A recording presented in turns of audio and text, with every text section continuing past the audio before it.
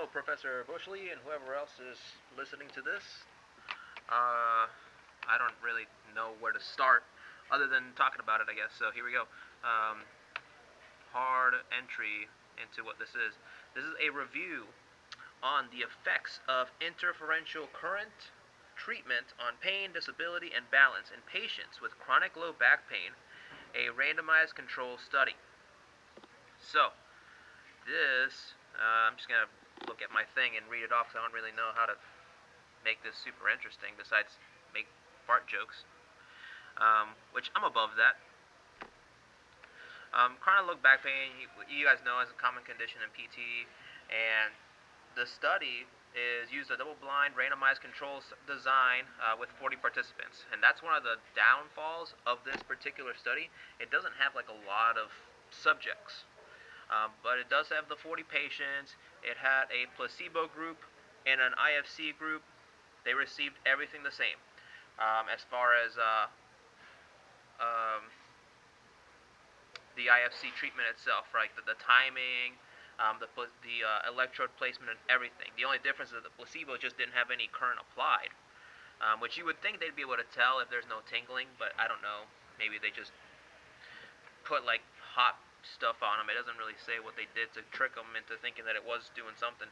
But anyway, settings, 4,000 hertz carrier frequency and 80 hertz of amplitude. Electrodes were crossed between L1 and L5, right? The patient was sitting prone or laying prone, whatever.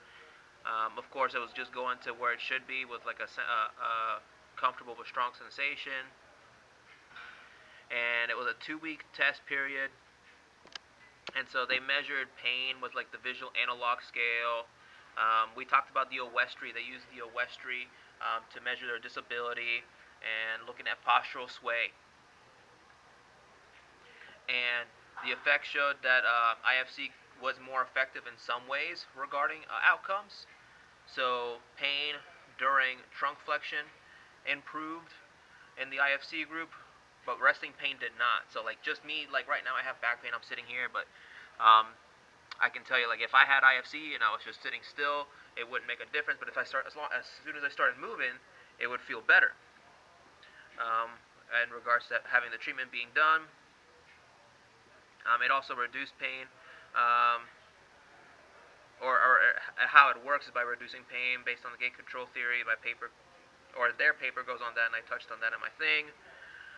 Last thing is, or what was probably the most interesting, was like that difference in balance, right? So talk about postural sway for a second, and in those test measurements they did, the group that had the IFC with their eyes closed had an increase in proprioception, like they used the weight plates, I think they're called, force plates, and they saw that when their eyes were closed, their balance actually improved.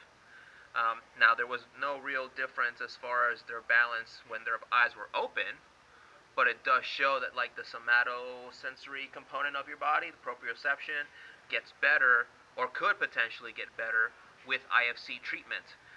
The issue is, again, it's only like 40 subjects, so it's not like enough to be like, oh yeah, that's always going to work.